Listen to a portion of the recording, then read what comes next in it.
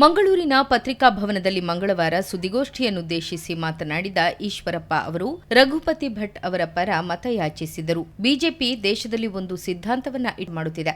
ಆದರೆ ಕರ್ನಾಟಕದಲ್ಲಿ ಇದಕ್ಕೆ ತಿಲಾಂಜಲಿ ಇಟ್ಟು ಬಿಜೆಪಿ ನಡೆದುಕೊಳ್ಳುತ್ತಿದೆ. ಆದರೆ ಕಾಂಗ್ರೆಸ್ ಸಂಸ್ಕೃತಿ ಕರ್ನಾಟಕ ಬಿಜೆಪಿಯಲ್ಲಿ ಬಂದಿರೋದು ನೋವು ತಂದಿದೆ ಎಂದರು. ಕರ್ನಾಟಕದಲ್ಲಿ ಹಿಂದುತ್ವ ಹಿಂದೆ ಸರಿದು ಜಾತೀಯತೆಗೆ ಸರಿಯುತ್ತಿರುವ ಸಂದರ್ಭ. ಪಕ್ಷ ಹಿಂದುತ್ವ ಎಂದು ಬಯಸುವ ಎಲ್ಲಾ ಕಾರ್ಯಕರ್ತರು ರಘುಪತಿ ಭಟ್ ಪರ ಕೆಲಸ ಮಾಡಬೇಕು. ಬಿಜೆಪಿ ಶುದ್ಧೀಕರಣ ಆಗಬೇಕು. ರಘುಪತಿ ಗೆಲ್ಲುತ್ತಾರೆ. ಹಿಂದುತ್ವಕ್ಕೆ ಆಗುತ್ತಿರುವ ಅವಮಾನ, ರಘುಪತಿ ಭಟ್ ಹಾಗೂ ನನಗೆ ಆಗಿರುವ ಅನ್ಯಾಯದ ಬಗ್ಗೆ ಎಲ್ಲರೂ ಗಮನಿಸುತ್ತಿದ್ದಾರೆ. ಕಾಂಗ್ರೆಸ್ನಿಂದ ಬಂದ ಅಭ್ಯರ್ಥಿಗೆ ಟಿಕೆಟ್ ನೀಡಿರುವುದಕ್ಕೆ ಅರ್ಥವೇ ಇಲ್ಲ. ಹಿಂದುತ್ವದ ನೆಲೆ ಸ್ವಾರ್ಥಿಗಳ ಕೈ ಸೇರಿದೆ. ಇದನ್ನು ಮತ್ತೆ ಪಡೆಯಲು ಎಲ್ಲರೂ ಕೆಲಸ ಮಾಡಬೇಕು ಎಂದರು. ರಾಜ್ಯದಲ್ಲಿ ಹಿಂದುತ್ವ, ರೈತ, ರಾಷ್ಟ್ರೀಯತೆಯ ಹೋರಾಟದಿಂದ ಜಾತೀಯತೆಗೆ ಮುಟ್ಟಿದೆ. ಸಾಮೂಹಿಕವಾಗಿ ಕೌಟುಂಬಿಕ ನೆಲೆಗೆ ತಲುಪಿದೆ. ವಿಧಾನಸಭಾ ಚುನಾವಣೆ ವೇಳೆಯೂ 45 ವರ್ಷಗಳಿಂದ ನನ್ನ ಜತೆ ಕೆಲಸ ಮಾಡಿದ ಉಡುಪಿಯ ರಘುಪತಿ ಭಟ್ಗೆ ನೋವಾಗಿದೆ. ನನಗಾದರೂ ದೆಹಲಿಯಿಂದ ಕರೆ ಬಂದಿತ್ತು. ರಘುಪತಿ ಭಟ್ಗೆ ಅದೂ ಬಂದಿಲ್ಲ. ಅವರು ಪಕ್ಷನಿಷ್ಠೆ ಬಿಟ್ಟಿಲ್ಲ.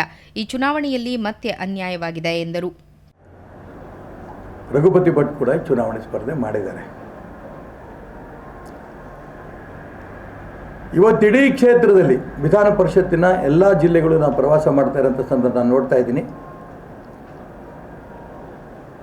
ಭಾರತೀಯ ಜನತಾ ಪಾರ್ಟಿಯ ಕಾರ್ಯಕರ್ತರು ನೇರವಾಗಿ ಕೆಲವರು ರಘುಪತಿ ಭಟ್ ಅವರಿಗೆ ಬೆಂಬಲ ಕೊಡ್ತಾ ಇದ್ದಾರೆ.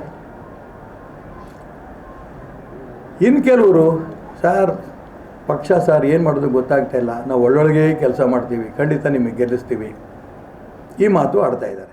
ಏತನ್ಮಧ್ಯೆ ಉಡುಪಿಯಲ್ಲಿ ಮಾಧ್ಯಮಗಳೊಂದಿಗೆ ಮಾತನಾಡಿದ ಈಶ್ವರಪ್ಪ ಅವರು ಮಂಗಳೂರಿನಲ್ಲಿ ರಸ್ತೆಯಲ್ಲೇ ನಮಾಜ್ ಮಾಡಿದ ವಿಚಾರದ ಕುರಿತು ಮಾಧ್ಯಮ ಮಂದಿಯ ಪ್ರಶ್ನೆಗೆ ಉತ್ತರಿಸಿದರು. ಮಂಗಳೂರು ಏನು ಪಾಕಿಸ್ತಾನದಲ್ಲಿದೆಯಾ? ತಕ್ಷಣ ರಸ್ತೆಯಲ್ಲಿ ನಮಾಜ್ ಮಾಡಿದವರ ವಿರುದ್ಧ ಕ್ರಮ ಕೈಗೊಳ್ಳಿ ಎಂದು ಸರ್ಕಾರವನ್ನ ಒತ್ತಾಯಿಸಿದರು. ಉಡುಪಿಯಲ್ಲಿ ಹಿಜಾಬ್ ವಿಚಾರವಾಗಿ ಗಲಾಟೆ ನಡೆಯಿತು. ಬಳಿಕ ಹಿಂದೂ ಸಮಾಜ ಎಚ್ಚೆತ್ತುಕೊಂಡಿತು. ಇದೀಗ ರಸ್ತೆಯಲ್ಲೇ ನಮಾಜ್ ಮಾಡಲು ಬಿಟ್ಟದ್ದು ತಪ್ಪು. ಅದೇ ರೀತಿ ಟಿಪ್ಪು ಸುಲ್ತಾನ್ ರಾಜ್ಯ ಎಂದು ಹೇಳುವವರ ವಿರುದ್ಧ ದೇಶದ್ರೋಹದ ಕೇಸ್ ಹಾಕಿ ಕ್ರಮ ಕೈಗೊಳ್ಳಲಿ ಎಂದು ಆಗ್ರಹಿಸಿದರು. ಇವತ್ತು ಕರ್ನಾಟಕ ರಾಜ್ಯದಲ್ಲಿರುವಂಥ ಸರ್ಕಾರ ಕೇವಲ ಮುಸಲ್ಮಾನರು ಏನು ಬೇಕಾದ್ರೂ ಮಾಡ್ಬೋದು. ಪಾಕಿಸ್ತಾನ ಅಲ್ಲ ಸ್ವಾಮಿ, ಹಿಂದೂಸ್ತಾನ. ದಕ್ಷಿಣ ಕನ್ನಡ ಮಂಗಳೂರು ಯಾವ ಕಾರಣಕ್ಕೂ ಮಂಗಳೂರು ಪಾಕಿಸ್ತಾನದ ಒಂದು ಜಿಲ್ಲೆ ಅಲ್ಲ. ಅದಕ್ಕೋಸ್ಕರ ನಾನು ಈ ಸಂದರ್ಭದಲ್ಲಿ ಎಚ್ಚರಿಕೆ ಕೊಡ್ತೀನಿ.